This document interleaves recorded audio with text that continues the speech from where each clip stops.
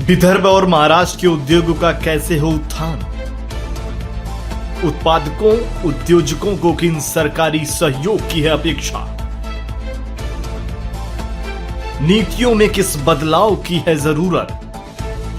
Tax और सुविधाओं का कैसा हो तालमेल? बाजारों की स्थिति हो या जिलों की उत्पादक विशेषता, सफल जीवन के अनुभव का सार करेगा सरकार, किसान और उत्पादक सभी को निहाल। आओ देखें उद्योग की बात रूंगटा जी के साथ। रूंगटा का आपको नमस्कार। सबको राम राम, रामनवमी के। और आप लोगों ने ईद मनाई है, अष्टमी आई, आज रामनवमी है। और पूरे विदर्भ में और पूरे महाराष्ट्र में नहीं, पूरे देश में एक ऐसा माहौल है कि जिसमें हम सभी को साथ लेकर इस देश के औद्योगिक विकास की ओर कई संभावनाओं को लेकर आगे बढ़ सकते हैं। आज हम विकास की ओर बात करते हैं विदर्भ के लिए, तो देखा जाए तो विदर्भ के जो जिस तरह से हमने कहा है कि काफ़ी पोटेंशियल है, यहाँ पर विकास काफ़ी हो सकता है। यह विदर्भ पूर्णतः कृषि क्षेत्र, पावर सेक्टर, माइनिंग, इस पर काफ़ी आगे आया हुआ है। हमने पिछले टाइम कहा कि 75 साल विदर्भ क्यों पिछड़ा, और उसके लिए यहाँ पर अच्छी कृषि होते हुए, इतना बड़ा फॉरेस्ट माइनिंग सेक्टर होते हुए विदर्भ आगे नहीं आया। पश्चिम महाराष्ट्र में कई क्षेत्र आगे बढ़े जहाँ पर पानी नहीं था, जहाँ पर साधन उपलब्ध नहीं थे, लेकिन वे क्यों आगे बढ़े, उसके पीछे क्या कारण है कि जिससे कि विदर्भ के लोग वहाँ पर एजुकेशन लेने के लिए भी और वहाँ पर अपने दूसरे जॉब्स और कई तरह के साधन के लिए वे पश्चिम महाराष्ट्र में पुणे, नासिक, संभाजीनगर, मुंबई गए। तो इसका मतलब कहीं ना कहीं विदर्भ में कोई कमी थी जो 75 वर्ष से हम सिर्फ नक्सलवाद, यहाँ पर कुपोषण या हम पिछड़ेपन के लिए कहते गए। विदर्भ विकास मंडल में हम रोते रहे कि विदर्भ हमारा पिछड़ा हुआ है। ये एक बहुत गंभीर प्रश्न है। आज जो कुछ हो रहा है वह बहुत पहले हो सकता था। ठीक है, देर आए दुरुस्त आए। आज विदर्भ में इतने साधन है कि हम विदर्भ को उन सभी क्षेत्रों को पार करते हुए आगे बढ़ सकते हैं। हमने हाल ही में किशोर जोरगेवार जी जो चंद्रपुर के आमदार हैं, साथ में गढ़चिरौली के आमदार नरोड़े जी के साथ मुख्यमंत्री और उद्योग मंत्री से भेंट की।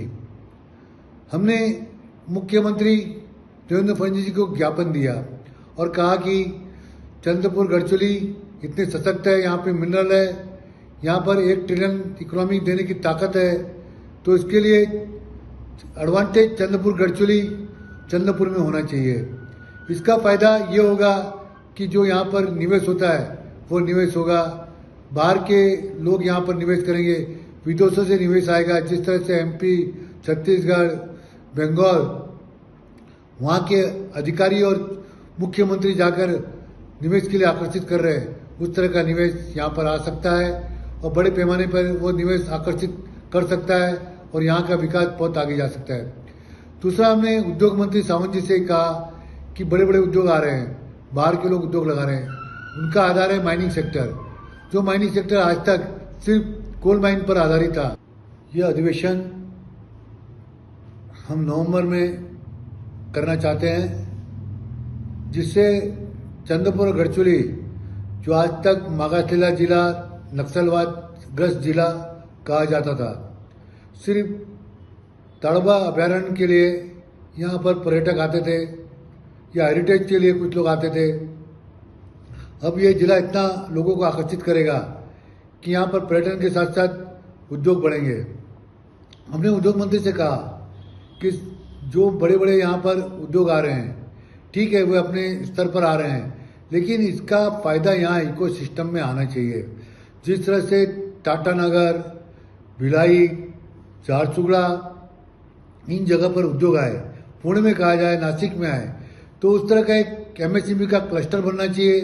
जो बड़े उद्योग है, जैसे लॉयड आ रहा है, यहाँ पर जेडब्ल्यू आ रहा है, इस तरह के कई बड़े प्रोजेक्ट आ रहे हैं। जरूरी हो जाता है कि उनके लगने वाले जो भी सामग्री है वो यहाँ के उद्योगों से खरीदे और उसके साथ साथ वे अपने लगने वाले सामग्री के लिए यहाँ पर उस तरह के उद्योग लगाएं, उसमें अपना पार्टिसिपेशन करें और उसमें एक ऐसे अधिकारी दें कि जिससे यहाँ के लोगों को लेकर यहाँ के ऐसे उद्योग लग सके, जिससे जो हमारा टैलेंट यहाँ बाहर जा रहा था वो टैलेंट फिर से यहाँ पर आए।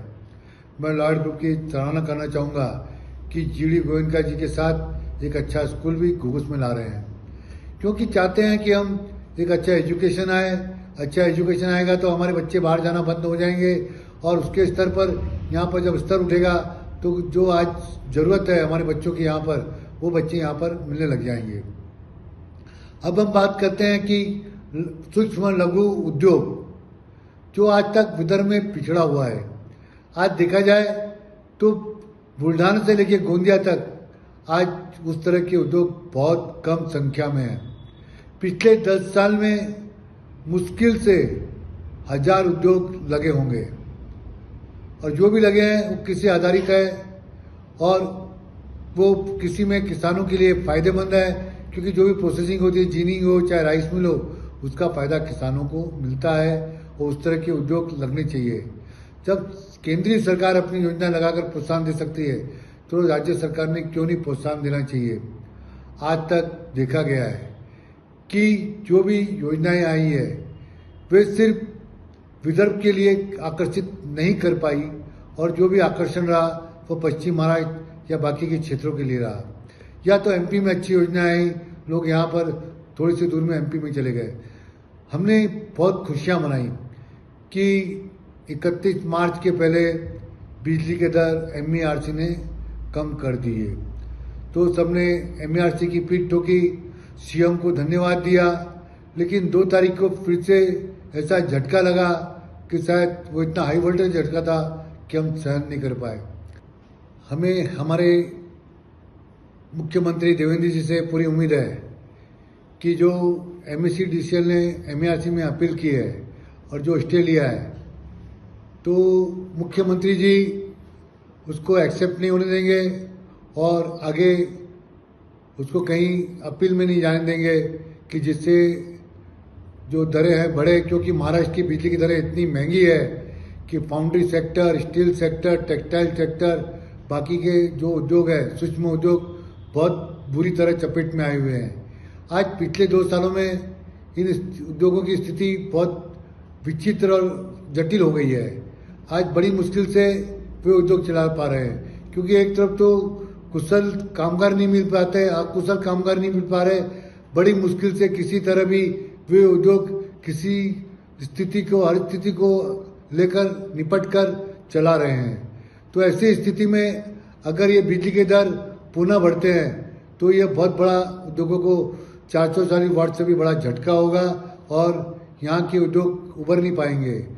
सभी ने यह उम्मीद की है कि महाराष्ट्र शासन बाकी के राज्यों की तुलना में बिजली के दर में कम से कम उस लेवल तक पहुंच जाएगा जिसमें हम प्रतिस्पर्धा कर सके। आज जरूरी है कि यहाँ के जो सूक्ष्म लघु उद्योग उस स्पर्धा में टिकने के लिए बिजली दर के अंतर्गत कुछ कंसेशन जो पा सके और वह अपने सक्षम होकर काम कर सके। तो इसके लिए महाराष्ट्र शासन ने इनकी फरियाद सुननी बहुत जरूरी है।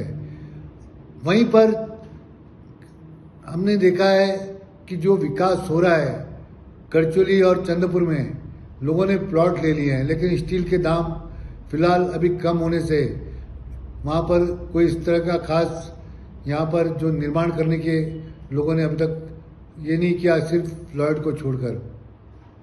तो ये जरूरी हो जाता है कि ऐसी स्थिति में लोगों ने ये करना चाहिए कि जब जगह ले ली है तो कहीं ना कहीं जाकर उसका निर्माण करना शुरू कर देना चाहिए, जिससे लोगों को विश्वास हो जाए कि ये कारखाने लगेंगे। नहीं तो अभी ऐसा हुआ है कि एक प्रदेश ने अपने बाकी निवेशकों को यह एक नोटिस दी है कि आपने हमारे लोगों के साथ धोखाधड़ी की है कि आपने एमओयू तो साइन कर लिए लेकिन अभी तक आप निवेश करने नहीं आए। निपेन डोनर का भी बताते हुए यही हाल हुआ था। कई 30 साल पहले उन्होंने पावर प्रोजेक्ट बनाने की योजना बनाई थी, लेकिन किसी तकनीकी कारण के कारण वो आए नहीं और कई वर्षों के बाद वहाँ पर कोल गैसिफिकेशन के प्रोजेक्ट आ रहे हैं और बड़े हिम्मत के साथ वो काम कर रहे हैं। उसके लिए म्यूरा और ग्रेटा टेक्नोलॉजी को हम धन्यवाद देना चाहेंगे कि वे बहुत तत्परता से काम कर रहे हैं और लोगों को भी आशा लगी हुई है कि उनकी तत्परता से वहाँ पर जो निवेश आएगा उससे वहाँ पे रोजगार के अवसर पैदा होंगे, साथ साथ में वहाँ की इकोनॉमी सुधरेगी। इसके बारे में करण देवतड़े जो वहाँ के आमदार है उससे भी हमने चर्चा की और उनको बताया कि जिस तरह से जो विकास वरोरा में आ रहा है चंद्रपुर के, वह विकास अतुलनीय होगा क्योंकि textile sector, mining sector, power sector और कोल गैसिफिकेशन से वरोरा बहुत आगे जा सकता है और जब इस तरह का विकास यहाँ पर दिखेगा तो यह क्षेत्र काफी आगे बढ़ेगा। अब हम आते हैं गोंदिया और भंडारा की तरफ। यहाँ पर जो मैग्नीज है, बाकी के जो यहाँ पर खनिज है, उसके लिए सरकार ने पॉलिसी बनानी चाहिए जिससे यहाँ पर उद्योग आ सके और कृषि क्षेत्र के लिए यहाँ पर राइस पॉलिसी लाना बहुत जरूरी है। सरकार ने चाहिए कि यहाँ के उद्योग निर्यात में प्रतिस्पर्धा में टिक सके। हमें ट्रम्प से उदाहरण लेना चाहिए कि अमेरिका की इकोनॉमी सुधारने के लिए चाहे वो कितना भी उसका फ्रेंडली रहा हो, तो उसने देश की विकास की उन्नति के लिए उसने कई तरह के जो है पाबंदियां लगाई है और उसने अपने टैरिफ बढ़ाए हैं। तो वो चाहता है कि अमेरिका की जो व्यवस्था सुदृढ़ हो, आर्थिक व्यवस्था पर अमेरिका आगे बढ़े। उस तरह की अर्थव्यवस्था के लिए हमारे महाराष्ट्र शासन ने भी काम करना चाहिए। जो आज गोंदिया और भंडारा है, जहाँ पर कृषि मेन आधारित उद्योग है, वो क्षेत्र वहाँ पर राइस क्षेत्र के लिए जो आज पूरे विश्व भर में उसके राइस एक्सपोर्ट के लिए कारण जाना जाता है, वहाँ पर राइस एक्सपोर्ट के साधन बनने चाहिए और वहाँ पे ऐसा वहाँ पर डंपिंग भी बनना चाहिए जिससे कि वहाँ पर पूरे हम सी से माल वहाँ भेज सकें।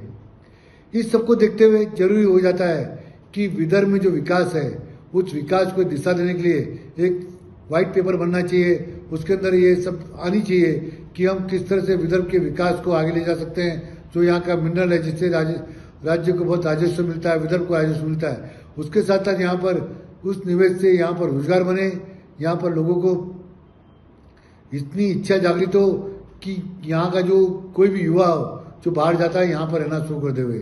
तो इस विदर्भ में हम चाहते हैं, जो अपेक्षा है सभी को, आज गडकरी जी ने भी इसके लिए जिम्मा उठाया है और एडवांटेज विदर्भ के नाते वे विदर्भ में बहुत स्थानों पर कई तरह के उद्योग ले जाना चाहते हैं। स्टार्टअप के लिए भी उन्होंने प्रेरणा दी है और बहुत सारे स्टार्टअप भी नागपुर और विदर्भ में बनने जा रहे हैं। तो आज ऐसी स्थिति में जो 75 साल का बैकलॉग जो विदर्भ में हुआ है, हमें उम्मीद है कि हमारे जो ये युवा नेता और जो यहाँ के अनुभवी नेता है उसको पूरा करने में आगे आएंगे और जो उद्योग यहाँ पर आते हैं, हर आमदार, हर क्षेत्र का प्रतिनिधि उसको अगर सहयोग करेगा तो विदर्भ खुशहाल पूर्ण रूप से देश में एक जो 0 माइल पर एक सेंटर पे स्थित है वो पूरे विकास का एक माइलस्टोन बनेगा और विदर्भ में कई तरह के यहाँ पर उद्योग दिखेंगे। जिस तरह से सोलार इंडस्ट्रीज में प्रधानमंत्री आए और जिस तरह से लॉयड में काम हो रहा है, जिस तरह से हल्दीराम का आज पूरे देश में उनके जो 15% शेयर फॉरेन निवेशक ने लिया है, जो यह तहलका मचा है वह तहलका विदर्भ में हमेशा हर उद्योग बनाते रहेगा और विदर्भ एक आगे प्रोग्रेसिव स्टेट, प्रोग्रेसिव रीजन बनेगा, ये पूरी उम्मीद है। और इसके लिए सबका सहयोग, सबका सहकारी मिलेगा तो विदर्भ खुशहाल होकर देश का एक बहुत ही अच्छा आदर्श राज्य बनकर कई लोगों को यहाँ पर रोजगार के लिए आमंत्रित कर सकता है। अगर आप ये वीडियो YouTube पर देख रहे हैं तो हमारे चैनल को सब्सक्राइब कर बेल आइकन दबाएं और Facebook पर देख रहे हैं तो हमारे पेज को लाइक करें।